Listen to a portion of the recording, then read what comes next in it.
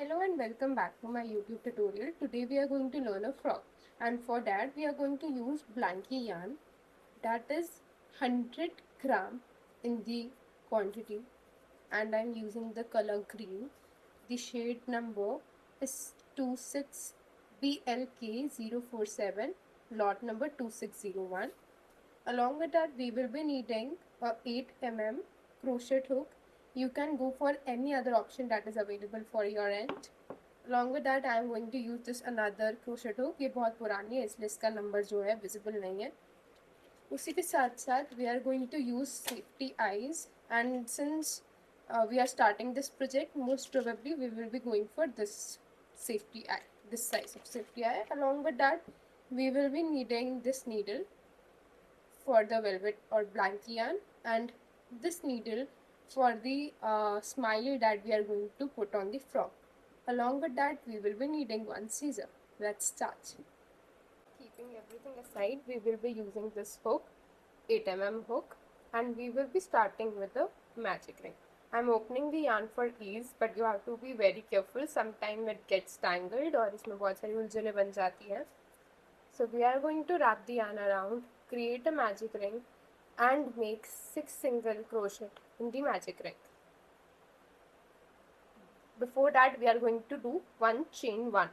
So chain 1, 1, 2, 3, 4,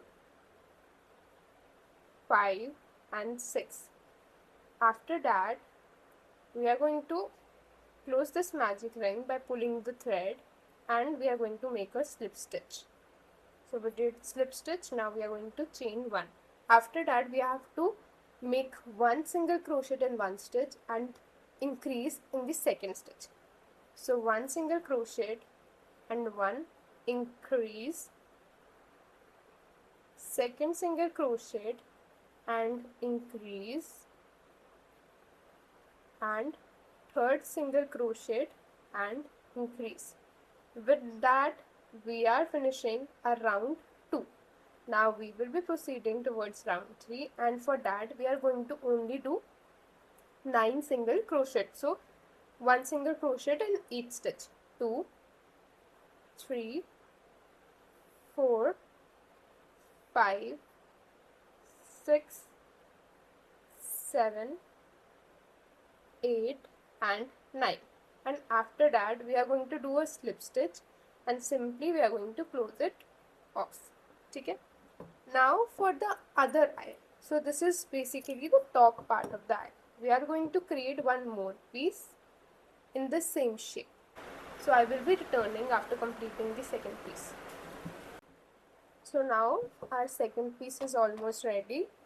We have done 3 rows here and we have done 3 rows here. Now what we are going to do, हम इन दोनों को connect करेंगे, and उसको connect करने के लिए सबसे पहले you can either start from here, 1, 2, 3, and pick the other piece and start crocheting from there. 4, 5, 6, 7, 8, 9, 10, 11, 12, 13, and we have to be very careful कि हमें यहाँ पे स्पेस आ सकती है, थोड़े से गैप आ सकते हैं, but we have to cover that. So we were at 13 I guess. This is 14th, then 15, then 16, then 17, then 18, then 19, and then 20 and 21. Now the सबसे बड़ी कन्फ्यूजन यहाँ पे क्या आती है कि जब हमने पिछले वाले स्टेप्स किए थे, फर्स्ट 3 रोज बनाई थी, तो लास्ट में हमारा स्टेच वॉज 9. तो अब 9 के बाद अचानक से ऐसा क्या हुआ कि 9 + 9 तो 18 होता है, ये 21 कैसे हो गया? तो बहुत बार जब हम स्लिप स्टिच करने के बाद अपनी रो ख़त्म करते हैं तो हमें 2 चेन्स वहाँ पे दिखती है. One is the original chain and दूसरी एक अपीयरिंग चेन होती है. तो हम क्या करते हैं, ताकि हमें कोई कंफ्यूजन ना रहे या कुछ गैप्स जो हैं अगर आ सकते हैं जस्ट बिकॉज हम उस एक चेन को स्किप कर रहे हैं, उन सब कन्फ्यूजन्स को हटाने के लिए हम उस चेन को भी काउंट करके उसमें भी काम कर लेते हैं. And in this case I have counted that chain, इसलिए मेरा 18 की जगह 21 काउंट आया है. So after counting 21 for the next row what we are going to do, हम इस साइड पे भी 2 इंक्रीज करेंगे और इस साइड पे भी 2 इंक्रीज करेंगे. बाकी we are going to single crochet it normally, यानी कि 9 सिंगल क्रोशेट इस साइड पे, 8 सिंगल क्रोशेट इस साइड पे, और यहाँ पे 2 बार इंक्रीज और यहाँ पे 2 बार increase. For better reference you can use अपना जो ये होते हैं, I am forgetting the name, stitch markers. आप स्टिच मार्कर्स को यूज़ कर सकते हैं, या तो फिर आप ऑल्टरनेटिव के लिए सेफ्टी पिन्स को भी यूज़ कर सकते हैं अगर आपके पास स्टिच मार्कर्स अवेलेबल नहीं है. तो we are proceeding with 1 single crochet, 2 single crochet, 3 single crochet. अब मेरे पास यहाँ पे क्या ड्रॉबैक था कि मेरी ना यहाँ पर स्पेस आई है और मैंने अंदर थ्रेड भी नहीं छोड़ा है कि मैं इसको ये बंद कर दूँ, तो मैं नीचे से ही स्टिच उठा रही हूँ ताकि इस गैप को मैं कवर कर पाऊँ. This is a smart way to hide कि आपका क्रोशेट में कुछ गैप आया था. So it is 1 2 3 4 single crochet, 5 single crochet, 6 single crochet, 7 single crochet, and मैं यहाँ पे इस स्टिच पे और स्टिच पे इंक्रीज करने की जगह स्टिच पे करूँगी, तो this is the 8 single crochet. 8 single crochet करने के बाद 1 increase I made. Now this is the time for second increase. Second increase करने के बाद we are going to single crochet 9, 1 2 3 then 4, and again यहाँ पे थोड़ी सी गैप मुझे दिख रही है तो मैं यहाँ से स्टिच उठाऊंगी. 4 के बाद आ गया, आई एम सो सॉरी, 4 के बाद आ गया 5, then again 6, then 7, 10. एंड अब हम यहाँ पे पहुँच गए तो हम वापस से 1 इंक्रीज एंड 2 इंक्रीज करके अपना ये वाला राउंड जो है पूरा कंप्लीट कर देंगे. तो अभी तक we have done 5 rounds. 5 rounds में दिस इज द आउटकम. ये आपके फ्रॉक की आईज वाला पार्ट है. यहाँ पे एक रो कंप्लीट करने के बाद आप स्माइल अटैच कर सकते हो. So we are going to single crochet all the stitches. So I am counting it for your ease. 2 3 4 5 6 7 8 9 10 11 12 13 14 15 16 17 18 19 20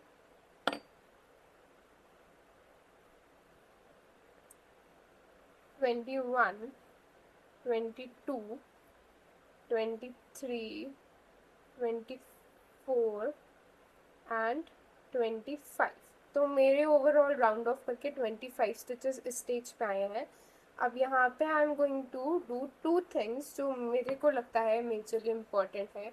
one is the depiction of the frog, उसकी आइज़ जिसको मैं फिट करने वाली हूँ. So for the eyes I think the most appropriate size is this one which will look good on the frog. So we are choosing this eye size for the frog and I am putting it between second and third row. So these are the blockers for the safety eyes. So I am putting it inside. It is like this in appearance and you just tighten it up ताकि वो आई जो है आपकी fit हो जाए. And दूसरे वाले को भी सेम इसी प्रोसेस से जो है बंद कर रहे हैं. एंड इसके बाद it is like this. So eyes is done. Second part is the smile. So I find कि अगर हम इस स्टिच से दैट इज़ 1 2 3 4, तो जो 4 और 5 के बीच में स्पेस है वहाँ से अगर एक स्माइल ड्रॉ करें so it will look nice and good. So we have done it like this. And this is how it is looking. अंदर से हम इसको टाई कर देंगे and the smile part is also done. अभी हमें क्या करना है, for the row between 7 to 13 हमें सिंपल सिंगल क्रोशेट ही करने हैं। सो बिटवीन 7 to 13 हम इसको सिंगल क्रोशेट करेंगे एंड उसके बाद हम इसके आर्म्स और लेग्स बनाएंगे। तो the process for 7 to 13 row is similar. 7, 8, 9, 10, 11, 12, 13 we have to total crochet 7 rows, but मैं 7 की जगह 5 रोज क्रोशेट करूँगी। अगर आपको एक बड़ा फ्रॉक बनाना है, you can go for 7 rose.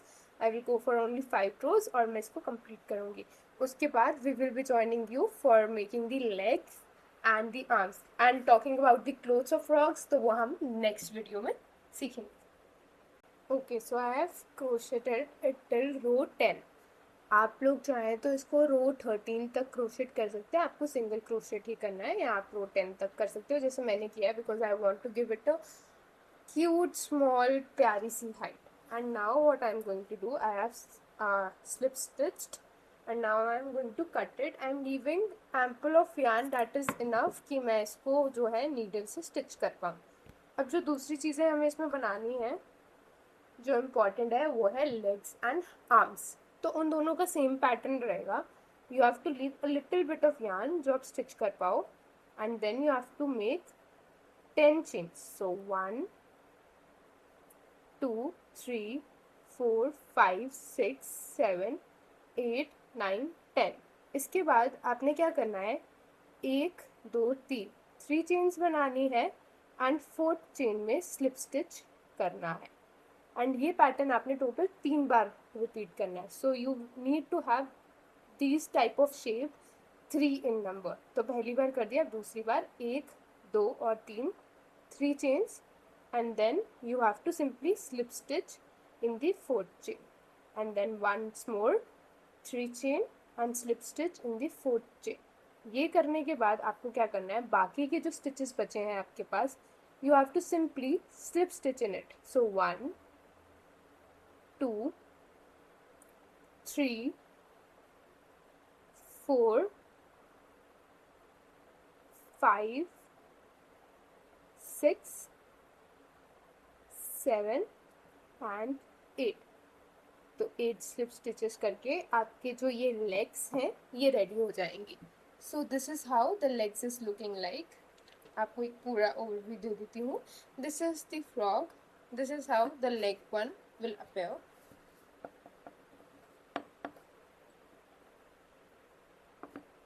This is how the leg 1 will appear and this is where the leg 2 will be। and arms को स्माइल के एक स्टिच नीचे, एक रो नीचे ऐसे जोड़ना है।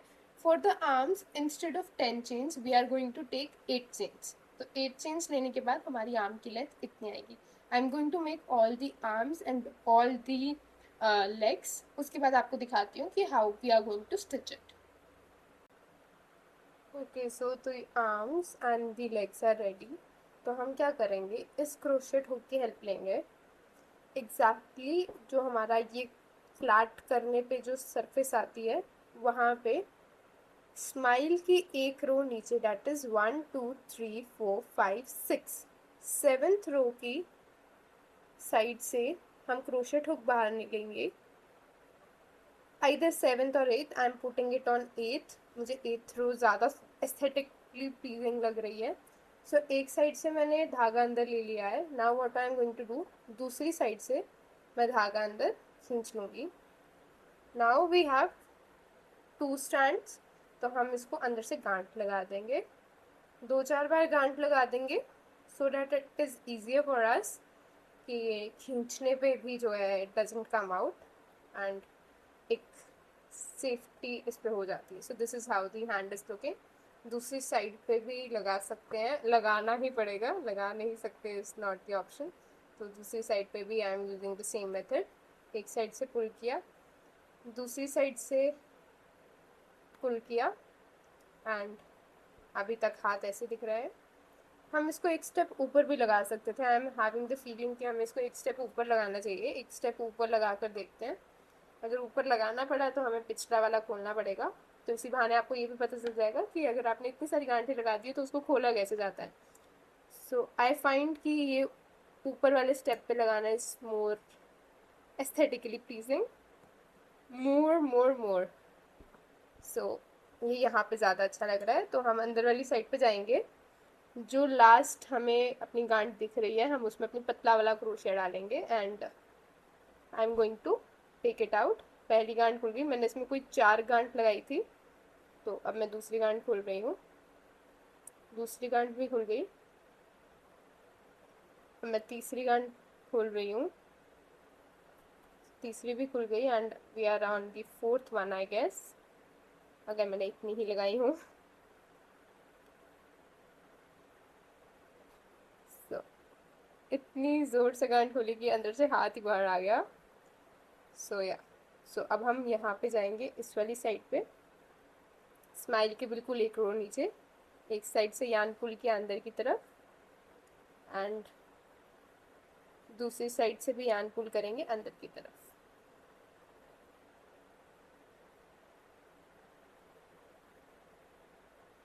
तो अब जैसे पहले हमने इसको नॉट किया था वैसे ही हम इस पर वापस से नॉट लगाएंगे एंड इसको बंद करेंगे। नॉट लगाने के बाद मैं आपको वापस से मिलूंगी to attach the legs of the frock.